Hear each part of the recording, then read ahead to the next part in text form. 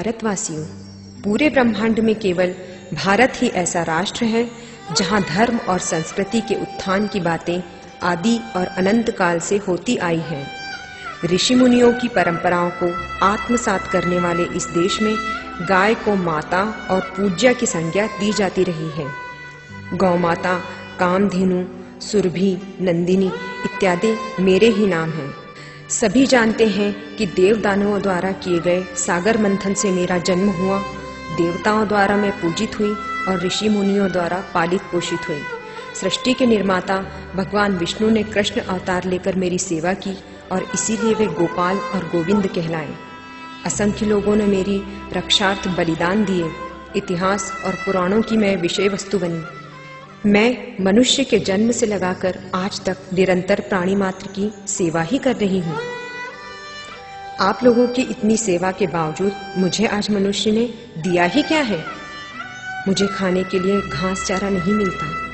भूख और प्यास से युक्त जीवन काट रही हूँ।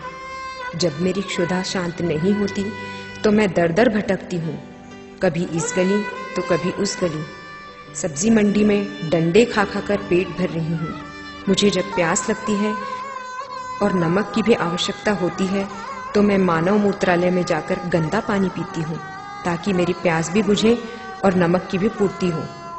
पॉलीथीन की थैलियाँ भी मैं खाती रहती हूँ क्योंकि खाद्य पदार्थ भरकर मुझे मरने के लिए सड़कों गलियों पर फेंक देते हो और मैं भूखी मजबूरी में उन्हें खाती हूँ।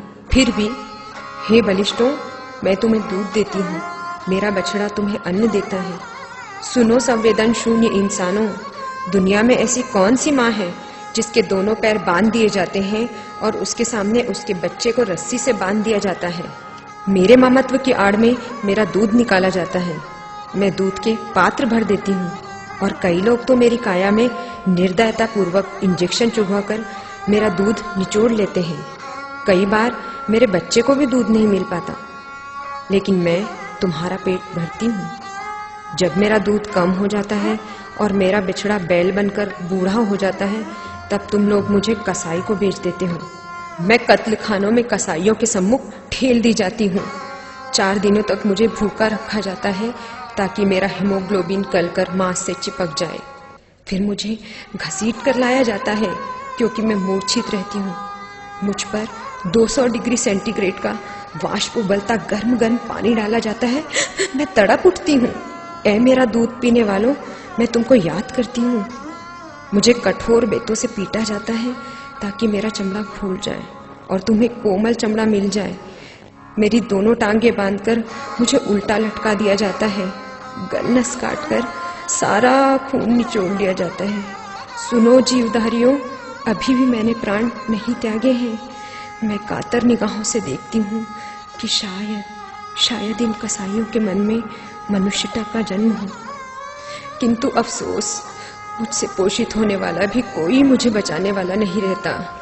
मेरे नरम चमड़े की चाहत रखने वाले निर्दयी दुष्ट कसाई मेरी जीवित अवस्था में ही मेरा चमड़ा उतार लेते हैं और तड़प तड़प कर मैं प्राण त्याग देती हूँ।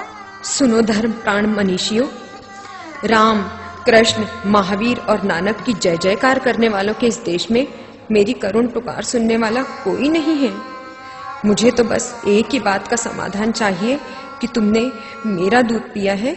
मेरा बछड़ा कंधे पर हल खींचता है, बैलगाड़ी खींचता है, कोड़े खाता है, हमें कीले चुभोई जाती है, फिर भी हम तुम्हारे घर दूध, अन्न, फल और सब्जियां पहुंचाते हैं। मेरा बेटा और मैं चमड़ा, मांस, दूध, हड्डियां सब कुछ तुम्हें देते हैं।